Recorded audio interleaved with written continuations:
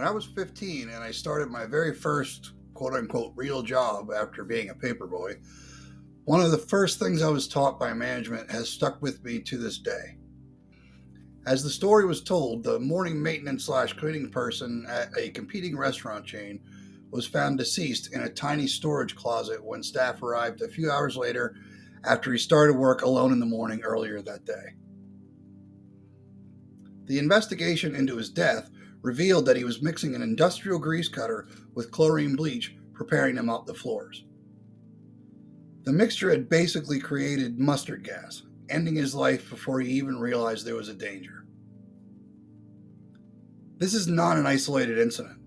The exact same incident still happens occasionally, and it shouldn't. 29 CFR 1910.1200 is the Hazard Communication Standard under federal law. More commonly, it is known as the right to know. The standard explains the requirement that, at its most basic level, those that work have the right to know under the law about hazardous substances, including that they exist in the workplace, how they can be exposed and what the hazards are, how to safely work with and around them, and specifically how to protect themselves. It is important to know the standard and to have a working understanding of its requirements before any organization sets up its hazardous communication program. It's also very important for workers to have an understanding of the standard as well. Hazard communication is among the top 10 OSHA violations year after year. Between 2021 and 2022, exposure to harmful substances or environments resulted in 600,000 cases of both days away restricted or transferred and days away from work, and kills an estimated 50,000 workers annually in the United States alone. Science and industry constantly innovates, creating new materials, chemicals, and processes that employers and workers need to keep up with to maintain safe facilities and working conditions. The next section of this breakdown will discuss the identification and classification of hazardous materials.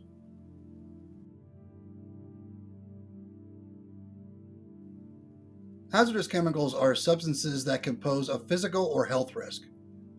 Great. How is this determination made? Chemical manufacturers or importers are required to determine the hazards of the products they distribute using CFR 1910.1200, Appendix A and Appendix B. This must occur both when creating something new and any time there is a change made to the makeup of a chemical or other product. This video is not intended to detail the process of hazard classification, but it's important to have a basic understanding of how classifications and hazards are determined, so I encourage you to take a look at Appendices A and B for more information.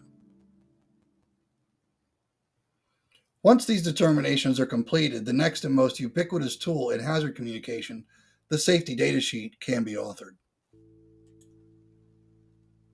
Safety data sheets, or SDSs, are the primary way that the hazards of materials are communicated from those that produce them to those that work with them.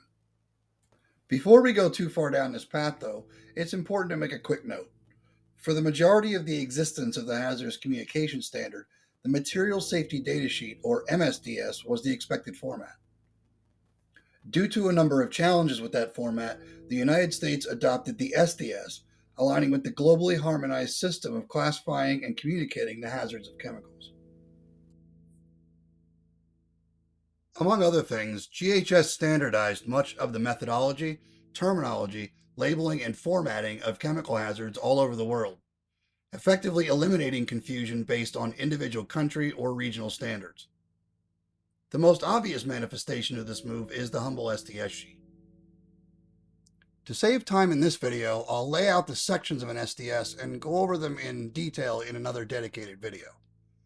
I will highlight that for most individuals, the most important sections, especially in an emergency situation, are Sections 4, First Aid Measures, and Section 8, Exposure Controls and Personal Protection. The 16 sections that must appear on every SDS are Section 1, Identification, Section 2, Hazards Identification, Section 3, Composition and Information on Ingredients, Section 4, First Aid Measures, Section 5, Firefighting Measures, Section 6, accidental release measures. Section 7, handling and storage. Section 8, exposure controls and personal protection. Section 9, physical and chemical properties. Section 10, stability and reactivity. Section 11, toxicological information. Section 12, ecological information. Section 13, disposal considerations. Section 14, transportation information. Section 15, regulatory information. And Section 16, other information. So now that we know a bit about SDSs, let's break down the responsibilities for their production and distribution. The manufacturer or distributor of the material is responsible for authoring SDS sheets and ensuring that their contents are complete and accurate. From here, the SDS must accompany that chemical as it moves through the supply chain to its end users. To clear this up a bit, if I am the producer of a base chemical, say sodium hypochlorite, I am responsible for authoring and distributing the SDS for that substance as I supply it to the manufacturers of household bleach. Once the bleach is manufactured, that manufacturer is responsible for authoring and distributing a new SDS as the new product is supplied to, say, a retail outlet. Distribution to workers. In the case of the producer of the NaClO, they must distribute or make available the SDS for that substance to its affected workers, visitors, vendors, or contractors. In the case of the bleach manufacturer, they are required to distribute the SDS for both the NaClO and their bleach product, as both would be on site during manufacturing. In the case of the retail outlet, they're required to distribute the SDS for the bleach to the workers, visitors, vendors, or contractors at their facilities. There have been a variety of acceptable ways to accomplish this, and I'll quote directly from a 2012 OSHA brief here. Employers must ensure that the SDSs are readily accessible to employees for all hazardous chemicals in their workplace. Without going too far down this rabbit hole, when thinking about your SDS database, consider things like technological failures, power outages, internet downtime, and other factors when choosing how to make your SDSs available. Items of note. If relying primarily on digital distribution, it is key that there be devices available that employees can easily locate and that are accessible without any form of passcode at each facility. There should never be any sort of barrier to an employee accessing an SDS while on site. Also consider accessibility to emergency responders. In particular, fire and emergency medical responders will need ready access to information contained in SDSs. During a fire, this information is vital to the safety of the firefighters, and EMS responders will be able to more effectively treat exposure incidents with appropriate SDSs. So how do I know if I need an SDS? SDSs, as we've already discussed, are required to be provided by the manufacturer or importer at the point of sale, shipping, delivery, so most likely you'll receive one with each order or shipment. However, it's good practice for downstream employers to check for SDSs for each chemical at the time of purchase, in particular if it's something you've not acquired in the past. This includes consumer-grade chemicals meant for or purchased at the retail level. Consumer-level labeling and other paperwork may not satisfy the requirements of the Hazard Communication Standard. Why not? Think of the glass cleaner you keep at your home. How often do you use that cleaner and for how long? How much of it do you have stored? There's a different exposure risk presented when chemicals are used at work. At home, you perhaps clean your windows once a week, but a worker at a window washing service uses that chemical every day, all day. Additionally, there's a different risk when a product is purchased and stored in bulk. Take the glass cleaner example and consider a product that contains ammonia. One bottle in a building may not be an issue during a fire, but 40 bottles may just pose an increased risk to firefighters. There are also risks associated with storage of different chemicals and how they might react to each other if accidentally combined. This delves deep into product safety management and is a topic for a whole nother video, but it is a good point to make. Again, it's good practice and policy to require all chemicals to have an SDS sheet before being brought into the workplace, regardless of how long it will be there and its scope of use. It's easy to bring in one container as a trial or for a narrow use case and have 100 before too long, creating a potential regulatory exposure or a risk of an existing chemical becoming mixed and producing a toxic substance or other unforeseen set of circumstances. Another key point is each SDS must be current, which leads to the next topic, SDS auditing and updating. How often are SDSs updated? To take our previous example, if the producer of NaClO makes a change to their product by, say, changing the formula to be NaClO2 for whatever reason, they must alter their SDS accordingly, subsequently requiring the manufacturer of the bleach to alter their SDS, passing it along to the retailer and thereby making it available to their workers. All this should be completed in advance of moving the substance along in the chain. In a perfect world, that would make ensuring that the most updated SDSs are always available at all times very easy, but reality can sometimes throw wrenches into the gears. The easiest way for employers to ensure that SDSs are available and are current is to create an auditing regimen. In fact, there are a lot of third-party SDS databasing companies that provide this service to employers for just this reason.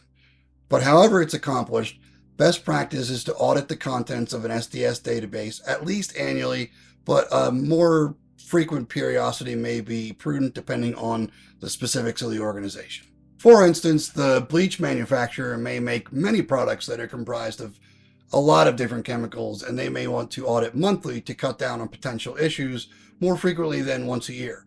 But just know that no matter the audit schedule, 29 CFR 1910-1200 requires that SDSs be up to date at all times.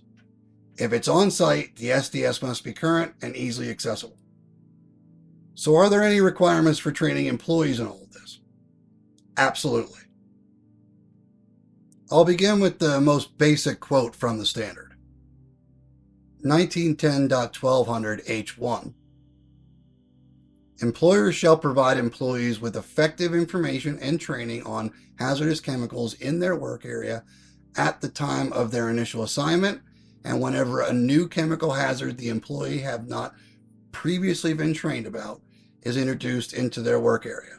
Information and training may be designed to cover categories of hazards, i.e. flammability, carcinogenity, or specific chemicals.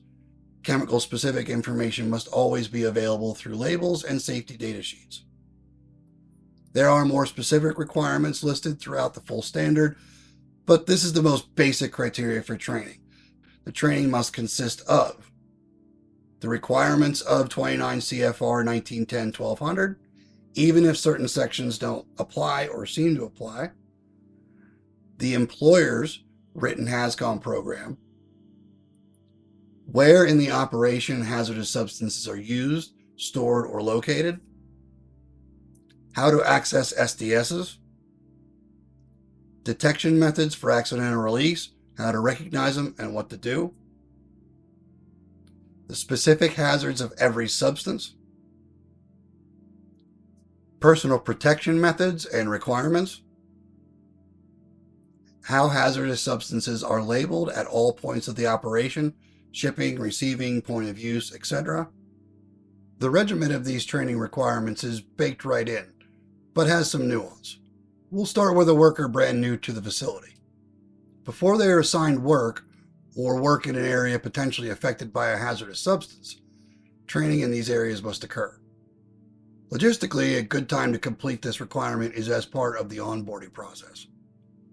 Following that, training must occur for each new hazardous substance introduced or that a worker is exposed to over time, and if updates occur to the substantive contents of an SDS. If there are no practical changes for workers, update training may not necessarily be required. What does this actually look like? It depends a lot on the organization, the potential risks, based on the chemical inventory and many other factors, but there is a key phrase in the standard and many other OSHA standards, and that is effective training. So what the hell does that mean? It means that employers must ensure not only that their hazard communication program is adequate, they also must ensure that each employee exposed to hazardous substances understands and follows the provided training. I'll provide an example.